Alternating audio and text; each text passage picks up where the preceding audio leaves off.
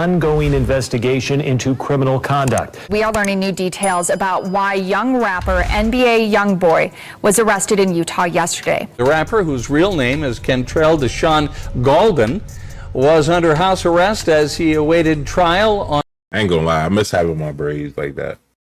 Low key miss my braids like that. That shit was fire. On federal gun charges. Several agencies, including the FBI and Secret Service, executed a search warrant yesterday morning.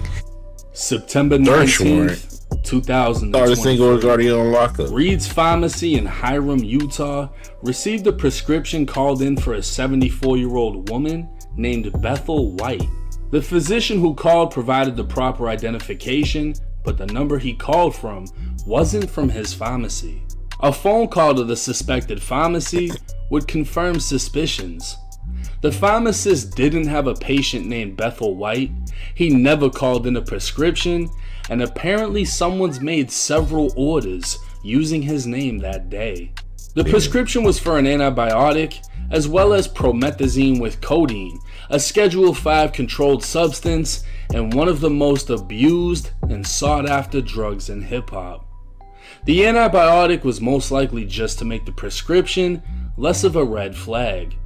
Law enforcement would wait in the parking lot of Reed's Pharmacy waiting for someone to pick up the order, but nobody came. That same day, Spence's Pharmacy in Logan, Utah received a call from the same suspect using the same physician's information.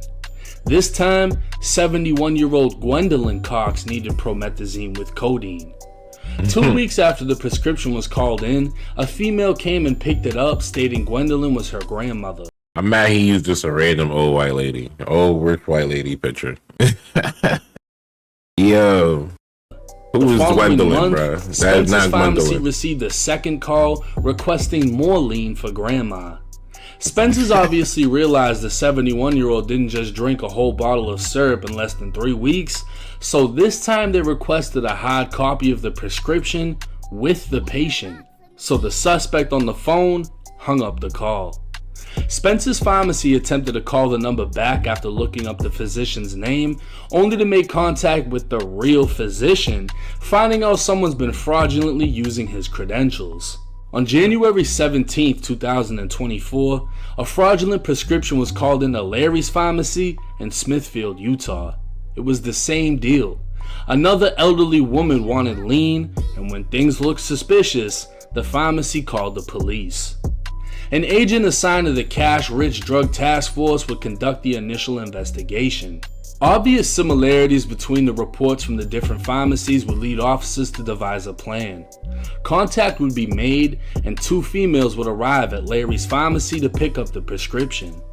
They'd be detained, and officers would smell a strong odor of marijuana coming from the Chevy Tahoe they drove in. With the females consenting to a search, marijuana flakes would be found around the interior, along with an empty handgun case for a .45 caliber 1911. They'd claim the marijuana wasn't theirs, and they were picking up a prescription for a friend that they refused to name. The 2 women would later be arrested for their role in the prescription fraud ring, and officers would discover the Chevy Tahoe they were riding in was registered out of Texas under a 24-year-old man named Kentrell Golden. Kentrell would be more commonly known as rap superstar NBA YoungBoy. One of the task force agents would be contacted by dispatch and informed that none other than Gwendolyn Cox needed to speak with him. In the conversation, she'd state her last name was White instead of Cox, and she'd give her birth month and date, but couldn't provide the age and wouldn't provide her address. It was very clear to the agent that Gwendolyn was using a fake voice, as this old woman sounded like a much younger male from the South. She, or he, made a statement saying, "Well, I asked her to, and she said that she'll have you call me." The terminology ax instead of ask was a dead giveaway and consistent with a Southern dialect. I can't even say it right either, bro. Ask.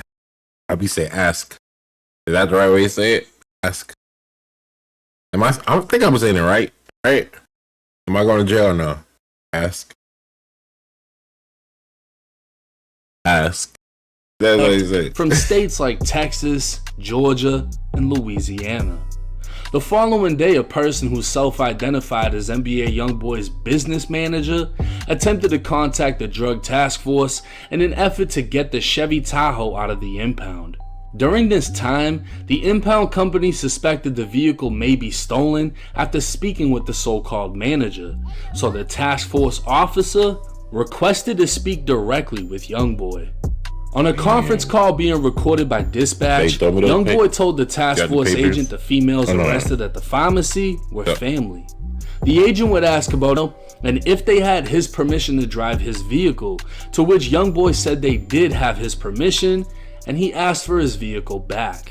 Damn. The agent would tell YoungBoy how to get his vehicle back, and the conversation would continue when YoungBoy said, ask him about the prescription that they picked up. He paused for a few seconds before saying, she on the fucking hospital bed. She on the hospital bed. The agent was aware YoungBoy was speaking to someone else who claimed to be YoungBoy's brother. The call would break up and go silent for durations of time, leading the agent to believe they were muting the call. Because YoungBoy was speaking about prescriptions without being asked, showed he had knowledge of the fraudulent prescription the females attempted to pick up. It would also prove intent, as YoungBoy attempted to further the prescription fraud by stating, she's on a hospital bed, referring to the fake patient. YoungBoy would also slip up, using the word ax instead of ask, the same way the fake patient Gwendolyn did on the phone.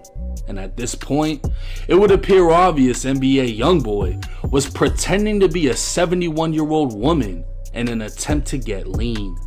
The drug task force would speak with the physician whose name was being fraudulently used, and a report for how many prescriptions were successfully picked up would be made. Ann White, Beatrice White, Caroline White, Gwendolyn White, Alice White, Francine White, Francine Taylor, and Gwendolyn Cox were all fake elderly women whose names were used to pick up different amounts of codeine, sometimes repeatedly. That's surprisingly crazy. NBA YoungBoy's own name, Cantrell Gaulden, will be used with a birth year of 1953 to pick up a 7-day supply of codeine. A juvenile would be apprehended at the pharmacy after attempting to pick it up. Additional calls were made using YoungBoy's real name and real birth date by someone in Houston, Texas. It was discovered the same white Tahoe registered in Texas that the females were arrested in could be seen in one of YoungBoy's music videos. Further investigation into YoungBoy was conducted after he was identified as the primary suspect. Rising from the trenches of Baton Rouge, YoungBoy is documented to have lived in Louisiana, Texas, Georgia, California, and Utah. He's also currently on federal pretrial probation as he awaits trial for a federal gun charge for possession of a firearm by a convicted felon. The rap star's criminal history is not only extensive, but violent. Back in 2016, YoungBoy was arrested on 2 charges of murder in Louisiana as a juvenile. The charges were eventually reduced, and YoungBoy would be convicted of aggravated assault with a firearm, while his second charge of attempted murder was dropped entirely. This conviction alone would make him a convicted felon. In 2018, he'd be arrested for aggravated assault and kidnapping, with the kidnapping later being dismissed. YoungBoy would plead guilty to a lesser charge of simple battery, resulting in a misdemeanor conviction and 12 months of probation. In 2019, YoungBoy would be arrested for marijuana in Georgia, and in 2020, he'd be arrested in Louisiana for possession of a firearm by a convicted felon, distribution of marijuana, possession of a controlled substance, illegally carrying a weapon, illegal possession of a stolen firearm, and possession of a nigga will never learn, bro. Controlled substance. In 2021, the feds would indict YoungBoy for his Louisiana gun charge, and 3 years later, he'd still be on pretrial release. YoungBoy has been identified by the FBI as the leader of the NBA Street Gang. The gang itself is a group of YoungBoy's associates that have been classified as a gang because of their structure, affiliation, and violent behavior. YoungBoy's music is heavily influenced by that behavior, as he is consistently rapping about shooting and killing people, using drugs, and having a strong dislike for law enforcement. The rap star currently resides in Huntsville, Utah, within a multi-million-dollar mansion he's named Gravedigger Mountain. With an ankle monitor, YoungBoy needs approval to leave his home for any reason, to the point that it doesn't even matter if it's a doctor's appointment. All guests that enter Gravedigger Mountain also have to be approved by his federal probation before entering the property. The same suspects that would be caught up attempting to pick up fraudulent prescriptions were all on YoungBoy's visiting list. On April 16, 2024, a search warrant was executed on Gravedigger Mountain. Everyone within the mansion was detained, including YoungBoy, and after being read his rights, he agreed to an interview. YoungBoy was asked about the presence of firearms inside of the home. He said a gun belonging to his wife was inside, and YoungBoy was asked if he ever handled the gun or if his DNA would be found on the gun. He denied that his DNA would be found, but stated 2 days earlier he had picked the gun up and moved it from an open area, placing it inside of a drawer. He'd claimed that was the only time he touched the gun, further stating his wife always has the gun within reach throughout the house. YoungBoy was asked about prescription drugs in his house, and he'd state he has a prescription for promethazine. He provided the doctor's name who prescribed it and said he was local. When asked if he had any doctors in Texas, he'd say no, and continued to deny having been prescribed drugs from any other doctor. When asked about his associates picking up fraudulent prescriptions, he claimed to have no knowledge of their activities. He confirmed his association with 3 of them, and when confronted about the call with the agent, he stated he didn't remember, making suggestions the agent likely spoke with his dad. But the agent would note YoungBoy has a very distinct voice and that it was in fact him on the call, as the agent later spoke with YoungBoy's dad and could tell it wasn't him. YoungBoy was interviewed further but continued to be deceptive and deny knowledge of anything illegal. During the search, law enforcement found a prescription bottle inside YoungBoy's bathroom within the master bedroom. The bottle was prescribed to Caroline White, one of the fraud. Are you interested in starting your own faceless names? An antibiotic would be found within YoungBoy's name, but with the birth date from 1955, and another bottle of promethazine would be found without a label.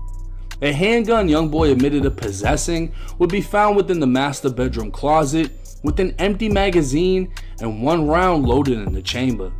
3 more bottles of promethazine would be found inside of the home, and all electronics was seized. NBA YoungBoy would be placed under arrest and charged with possession of a weapon by a restricted person, pattern of unlawful activity, 20 counts of identity fraud, 20 counts of procuring or attempting to procure a drug prescription, 20 counts of forgery, and possession of a controlled substance being marijuana or spice. Now, while it sounds like YoungBoy clearly has a drug problem and was using his team to obtain them, how serious are his actual charges? For possessing the weapon and the pattern of unlawful activity, he faces up to 15 years each. Both fraud and forgery carry up to 5 years in prison, while trying to get a prescription carries up to a year. Because he faces 62 charges, NBA YoungBoy is facing, at maximum, a total of 250 years. But it's highly unlikely he'd receive that sentence, as that's the max punishment on every count.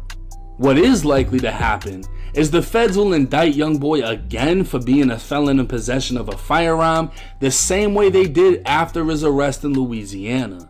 If this happens, we can expect his pretrial release to be gone and YoungBoy to be kept in a federal facility until both federal cases come to an end. The fact that he admitted he moved the gun is an admission of guilt, which his lawyer will have to fight to get that statement thrown out. On top of that, the gun was found loaded in his bedroom closet, meaning while he may not have physically possessed it, even though he said he did, he could still be charged with constructive possession for the simple fact that he had access to it. Obviously, being placed on house arrest for years is damaging to one's mental health, and a drug addiction can blur one's mind. But we'll just have to wait and see if YoungBoy's legal team is able to find sympathy while prosecutors seek punishment and a judge weighs out justice. Man, hope free YoungBoy, bruh. Free YoungBoy, man.